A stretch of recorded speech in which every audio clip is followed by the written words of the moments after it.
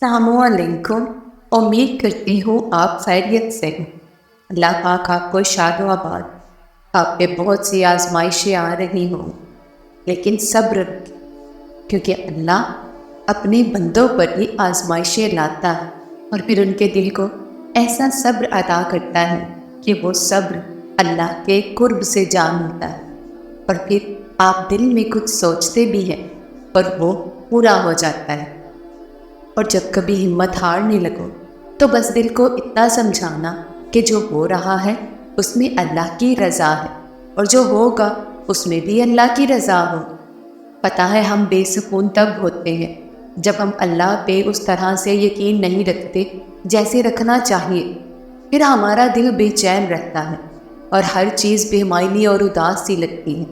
اس لیے ایک لمبی سانس لو اور گزرا ہوا اچھا وقت یاد کرو، اور اگر یاد کرنے کو گزرا ہوا اچھا وقت بھی نہیں مل رہا تو آنکھیں بند کر کے ایک دفعہ ان تمام مراحل پہ نظر دوڑاؤ جن پہ اللہ نے تمہیں تمہارے کہنے سے پہلے ہی سنبھال لیا تھا۔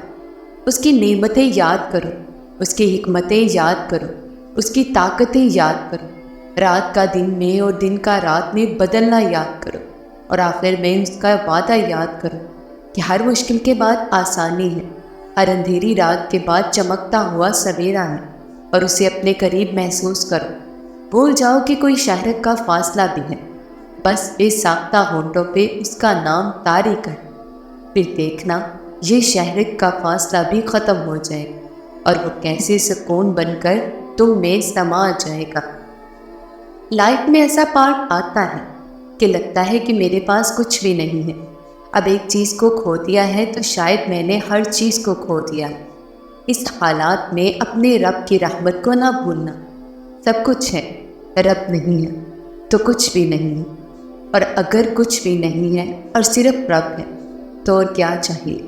اگر تم رب کو چاہتے ہو اور ساتھ ساتھ اپنی خواہشات بھی پوری کرنا چاہتے ہو تو شاید تم رب کو نہیں چاہتے۔ رب کو چاہنا اور رب کی چاہت کو اپنی چاہت بنانا، سب کچھ اس کی رضا میں قربان کر دینا، اس کی رضا میں راضی ہونا ہی تو ہوتا ہے۔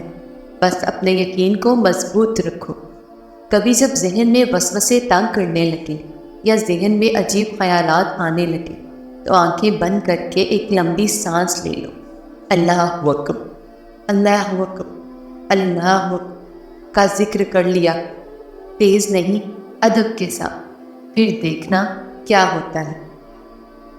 اور کچھ لوگ ہمیشہ ہی اداس ہوتے ہیں کہ اللہ تعالیٰ بے نیاز ہیں اور ان کو کوئی فرق نہیں پڑتا کہ ہم کس دکھ تکلیف سے گزرتے ہیں، جبکہ اللہ تعالیٰ کا بے نیاز ہونا ہی مجھے ہمیشہ پر امید رکھتا ہے کہ اگر وہ مجھے پوری کائنات بھی دیں تو ان کو کوئی فرق نہیں پڑتا، وہ میری دعائیں قبول کر لیں تو ان کے خزانوں میں رتی بھر کمی نہیں آتی۔ اللہ تعالیٰ بے نیاز ہے، تبھی ہمیں گرنے سے پہلے تھام لیتے ہیں۔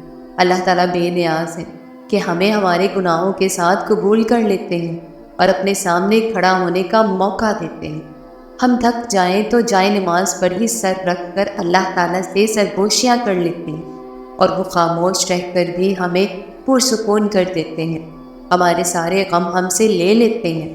وہ بے نیاز ہے کہ ہمیں بھی لوگوں سے وابستہ امیدوں سے بے نیاز کر دیتے ہیں، اور ہم صرف ایک رب پر منحصر رہتے ہیں، ایسا رب جس کے حکم کے بغیر ایک بھی پتا نہیں گرتا، جو کالی رات میں کالے پتھر پر چلتی کالی چیونٹی کو بھی جانتے ہیں۔